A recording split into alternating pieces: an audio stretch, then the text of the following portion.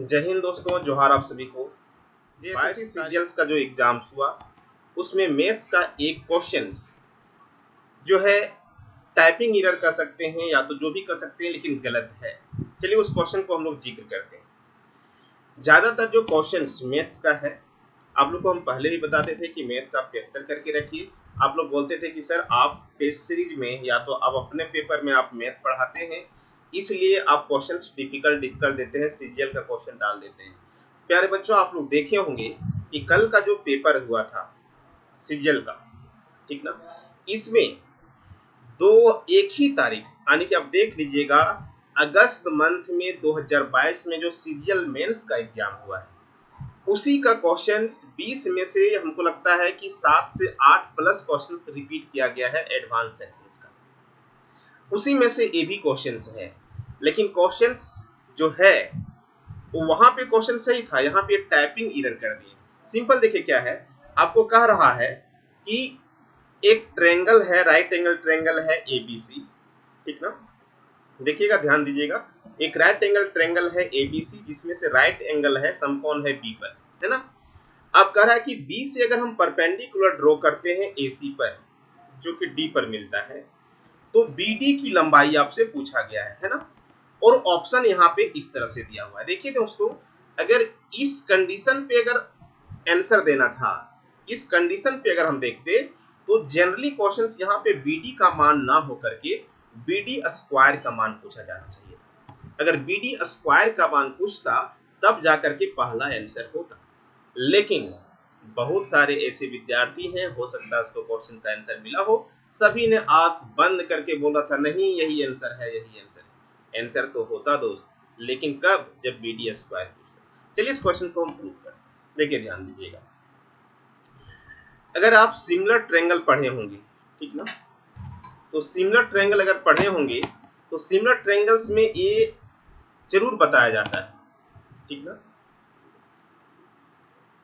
और similar triangles जब आप पढ़ रहे होंगे तो उसमें बताया जाता है कि अगर एक कोई राइट एंगल ट्रायंगल है ना, तो राइट एंगल ट्रायंगल में अगर हम किसी भी राइट एंगल ट्रायंगल में उसके 90 डिग्री वाले एंगल से परपेंडिकुलर ड्रॉ करते हैं, तो ये जो तीनों ट्रायंगल्स बना और ये बड़ा वाला, ये सिमिलर ट्रायंगल्स हो जाता है।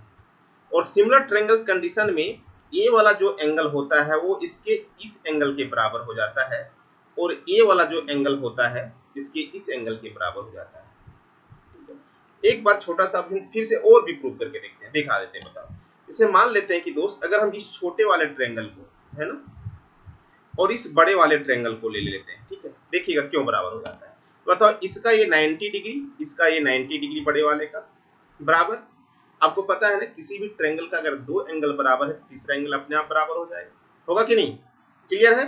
तो अब देखो यहाँ पे ध्यान दो, ये वाला जो एंगल है, ये वाला जो एंगल है वो क्या है? कॉमन एंगल है। ये वाला एंगल कॉमन हो गया, छोटा वाला के लिए बड़ा वाला के लिए भी। तो बताओ, दो एंगल बराबर हो गया, एक ये वाला और एक ये वाला। अब इस ट्रायंगल छोटा वाला का ये एंगल बचा और बड़ा वाला का ये बचा, तो देखो ये एंगल इसके बराबर हो गया, इसीलिए बोले ये एंगल जो है वो इसके बराबर हो जाएगा और यहाँ वाला जो एंगल होता है वो इसके बराबर हो जाएगा। क्लियर है? अब देखो हम दो ट्रायंगल को यूज कर रहे हैं। इन ट्रायंगल लेते हैं A B D and triangle A B D लिए बी डी सी, ये दो ट्रायंगल लिए।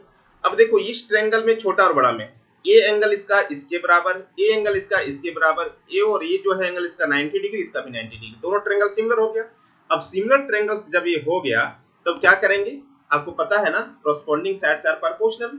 तो हमको बीडी का मान पूछा गया। देखो इस ट्रायंगल को हम लेते हैं, इस ट्रायंगल को अगर हम ले रहे हैं इसके अपोजिट साइड लेते हैं बीडी, पहले क्या लेते हैं? बीडी।